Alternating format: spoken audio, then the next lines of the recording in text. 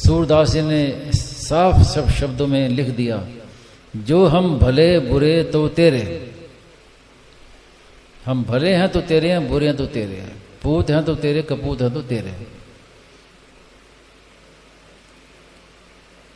क्योंकि पूत सपूत कपूत होता है, लेकिन पूत तो है ही, माता कभी कुमाता नहीं होती।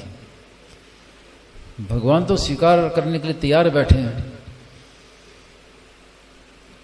तभी तो कहा है कि भगवान अपने अंश से सब मम प्रिय, सब मम प्रिय, सब भगवान का अंश होने से सब भगवान को प्यारे हैं।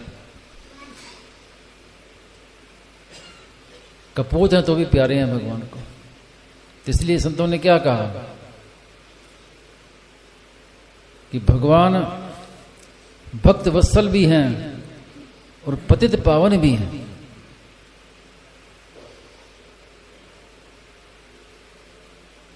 अगर भक्तों की लिस्ट में आपका नाम नहीं है तो पतितों की लिस्ट में नाम लिखा दो। भगवान पतित पावन भी हैं। हम जैसे भी हैं, हम आपके हैं, भगवान के साथ संबंध जोड़ो।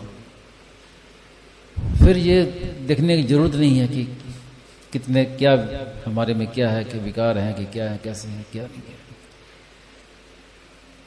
कल की बात याद है कि कल आपसे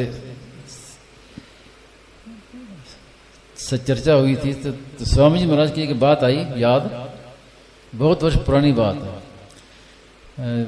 ऋषिकेश में थे और 3 नंबर से जब वट वृक्ष के सत्संग के लिए जाया करते थे, पैदल जाते थे, पीछे के रास्ते से, पीछे जंगल का रास्ता, वहां से पैदल जाया करते। तो रास्ते में हम साथ साथ चलते थे तो चर्चा होती रहती, सत्संग होता रहता था, क्योंकि उसके सिवाय कोई काम ही नहीं था।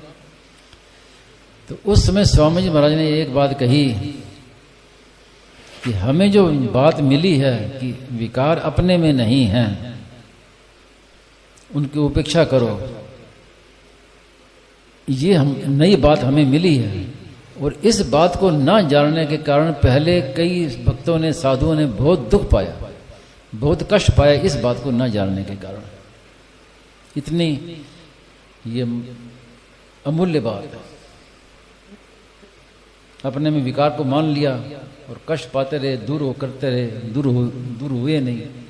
तो महाराज ने कहा कि बहुतों ने कष्ट पाया, कई साधुओं ने कष्ट पाया, कई साधकों ने कष्ट पाया इस बात को न जानने के कारण से। ऐसी बात हमें मिली है, अब अमूल्य बात। तो इसलिए सत्संग की बातों का